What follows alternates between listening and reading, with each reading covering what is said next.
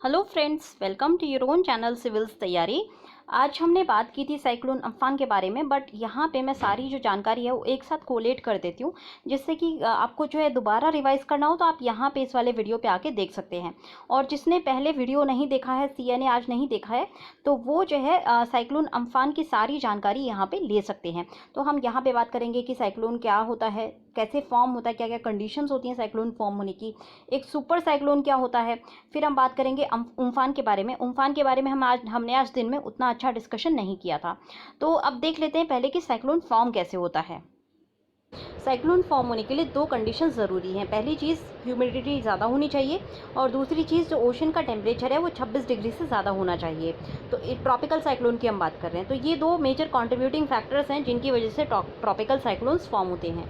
अब देखिए, जब 26 डिग्री से ज़्यादा ओशन का टेम्परेचर हो जाता है तो जो गर्म हवा है वो इवेपोरेट करके ऊपर जाती है।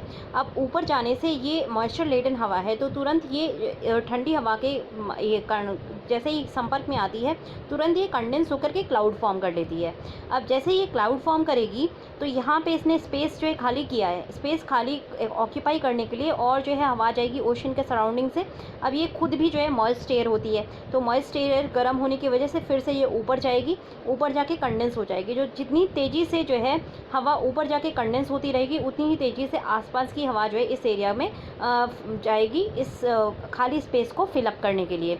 तो जैसे जैसे ये खाली स्पेस फिलअप होता है तो क्या होगा कि एक कॉलम डेवलप हो जाएगा लो प्रेशर का, और वहाँ पे सेंटर में जो है लो प्रेशर होगा, और आसपास के एरियाज़ में हाई प्रेशर है। आसपास के एरियाज़ में हाई प्रेशर है, सेंटर में लो प्रेशर है। तो आसपास के एरिया से हवा जो है सेंटर की तरफ जाएगी, और जैसे ही ये गर्म होकर के ऊपर उठेगी, क्योंकि ये इसके अंदर मॉइस्चर है, तो ये ऊपर जाके कंडेंस होकर के क्लाउड फॉर्म करेगी, और इसी वजह से ये साइकिल बहुत तेज़ी से रिपीट होती रहेगी। तो जैसे जैसे ये सेंटर का जो प्रेशर है वो गिरता जाएगा, तो अल्टीमेटली क्या होगा, सेंटर का प्रेशर गिरता जाएगा, और स्पीड जो विंड की है आसपास से आके जो ऑक्यूपाई कर रही हैं वो विंड की स्पीड बढ़ती चली जाएगी। तो इसको हम इसी प्रोसेस को हम ट्रॉपिकल साइक्लोन बोलते हैं। अब हमने बात की थी कि सुपर साइक्लोन स्टॉर्म क्या होता है, सुपर साइक्लोन क्या होता है। तो अगर हम इनको मेजर विंड स्केल की मेजर करें तो ये 5 कैटेगरी के विंड स्केल होता है। इस स्केल को हम कहते हैं साफिर सिम्पसन हरिकेन विंड स्केल। तो कैटेगरी 1 का जो स्केल होता है वहाँ पे विंड की जो स्पीड होती है वो 119 से 153 किलोमीटर पर आवर होती है। यहाँ से मिनिमल डैमेज होगा। कैटेगरी 2 में विंड स्पीड 154 से 177 किलोमीटर पर आवर होती है, और यहाँ मॉडरेट डैमेज होता है।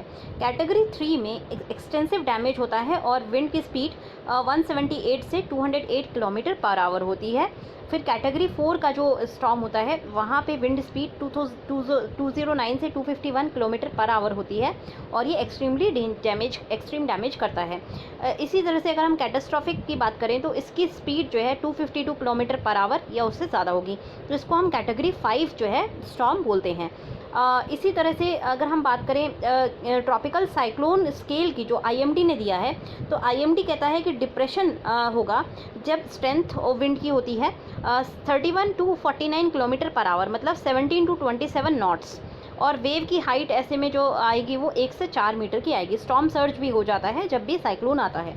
तो डीप डिप्रेशन बोलते हैं जब 50 टू 61 किलोमीटर पर आवर होगी, मतलब 28 टू 33 नॉट्स अगर विंड स्पीड होती है तो उसको हम डीप डिप्रेशन कहते हैं। वेव हाइट 4 से 6 मीटर की होगी। साइक्लोनिक स्टॉर्म बोला जाता है जब विंड की स्पीड 34 टू 47 नॉट हो जाए, और विंड स्ट्रेंथ जो होगी वो 62 टू 87 किलोमीटर पर आवर होगी। अब अगर हम सिवियर साइक्लोनिक स्टॉर्म की बात करें तो इसका जो विंड स्पीड होती है 88 to 117 kilometre per hour, 48 to 63 knot की इसकी स्पीड होती है। और फिफ्थ जो कैटेगरी है वेरी सिवियर साइक्लोनिक स्टॉर्म, इसमें 118 से 166 kilometre per hour, 64 to 89 knots इसकी स्पीड होती है। एक्सट्रीमली सिवियर साइक्लोनिक स्टॉर्म्स की अगर बात करें तो इसमें जो है 167 to 221 kilometre per hour wind speed हो गई, मतलब 119 नॉट। और सुपर साइक्लोनिक स्टॉर्म इस कैटेगरी में आपका साइक्लोन उम्फान है। यहाँ पे wind speed 222 kilometre per hour से ज़्यादा होती है और विंड स्पीड आपकी 120 प्लस नॉट्स होती है। तो अगर हम उम्फान की बात करें तो उम्फान की जो स्पीड है वो है आपकी 180 नॉट्स। 180 नॉट्स का मतलब अगर सेफिर सिम्पसन कैटेगरी में देखते हैं तो कैटेगरी 5 का ये स्टॉर्म है, मतलब काफ़ी कैटास्ट्रॉफिक है, बहुत ज़्यादा डैमेज कॉजिंग ये स्टॉर्म है। तो काफ़ी सीवियर स्टॉर्म है और 1999 के बाद ये ऑलमोस्ट 22 ईयर्स के बाद ये इतना भयंकर स्टॉर्म आया है। सॉरी 1999 में जो है पिछला स्टॉर्म आया था, साइक्लोन आया था उड़ीसा में, और वहाँ पे उस वक्त ऑलमोस्ट जो है बहुत ज़्यादा जान गई थी। और पैंडमिक से जब हम लड़ रहे हैं, ऐसे में साइक्लोन उम्फान का आना कहीं ना कहीं बहुत खतरे की घंटी है। वेडनेसडे मतलब आज कल में जो है ये सिवियर लैंडफॉल करेगा और बहुत ज़्यादा डैमेज करने की आशंका है इसकी। तो साइक्लोन की फॉर्मेशन पे हमने बात इसलिए की थी क्योंकि उम्फान के बारे में जो है एक न्यूज़ आई हुई है और डिज़ास्टर साइक्लोन जो है उम्फान को डिज़ास्टर साइक्लोन की कैटेगरी में रखा गया है। और इसका जो स्टेटस था ये नेशनल क्राइसिस मैनेजमेंट कमेटी के द्वारा अभी रिव्यू किया गया था रिसेंटली। ये जो रिव्यू है ये cabinet committee on security CCS और national crisis management committee NCMC के द्वारा किया गया था। अब ये दो कमिटीज़ जो हैं ये डिसीजन मेकिंग बॉडीज़ होती हैं डिज़ास्टर मैनेजमेंट की। तो ये दोनों जो कमिटीज़ हमने देखी, cabinet committee on security and national crisis management committee, ये दोनों जो है आपकी डिसीजन मेकिंग बॉडी होती हैं किसी भी डिज़ास्टर के मैनेजमेंट के टाइम पे। अब साइक्लोन उम्फान क्या है? साइक्लोन उम्फान एक ट्रॉपिकल साइक्लोन है। तो अभी हमने ट्रॉपिकल साइक्लोन देखा था, साइक्लोन उम्फान भी एक ट्रॉपिकल साइक्लोन है और ये जो है बे ऑफ बंगाल में फॉर्म हो रहा है। तो बे ऑफ बंगाल का टेम्परेचर जो है इस वक्त जो बेसिन का टेम्परेचर है वो 26 डिग्री से बढ़ गया है, इसलिए यहाँ पे जो कंडीशंस हैं और ह्यूमिडिटी भी काफ़ी है, मॉइस्चर लेटन विंड है, तो इसीलिए कंडीशंस जो है अप्रोप्रिएट है बे ऑफ बंगाल में साइक्लोन फॉर्मेशन के लिए और इसीलिए आपका साइक्लोन उम्फान फॉर्म हुआ है। तो ये ट्रॉपिकल साइक्लोन है और ये इंटेंसिफाइड हो गया है। तो हमने देखा था कि इसका रैपिड इंटेंसिफिकेशन हो रहा है, मतलब पिछले 24 घंटे में अगर आप देखेंगे तो विंड स्पीड बहुत तेज़ बढ़ गई है और इंटेंसिफाई हो करके ये सुपर साइक्लोन कैटेगरी में कन्वर्ट हो सकता है। हालांकि एक न्यूज़ शाम को ये भी आई थी कि इसने थोड़ा सा वीकन हुआ है और एक्सट्रीमली सिवियर की कैटेगरी में दोबारा चला गया है। तो अभी ये कल तक हमें पता चलेगा कि एग्जैक्टली ये सुपर साइक्लोनिक स्टॉर्म में लैंडफॉल करेगा या एक्सट्रीमली सिवियर में लैंडफॉल करेगा।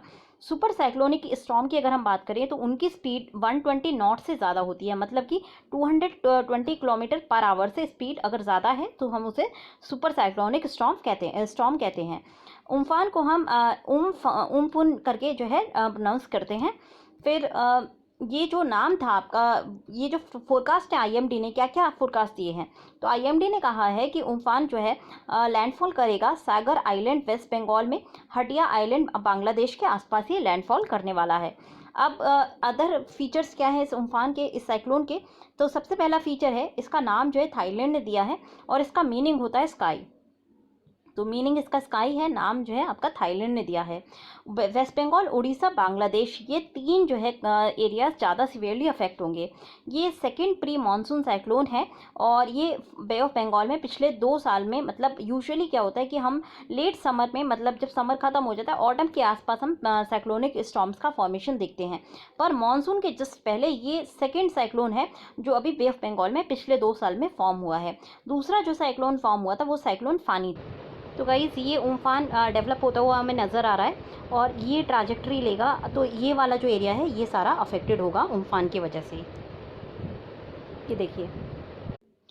तो गाइस अगर आपको पसंद आया हो तो लाइक करना ना भूलें, शेयर करें और सब्सक्राइब करें हमारे चैनल सिविल्स तैयारी को। Have a good day and take care.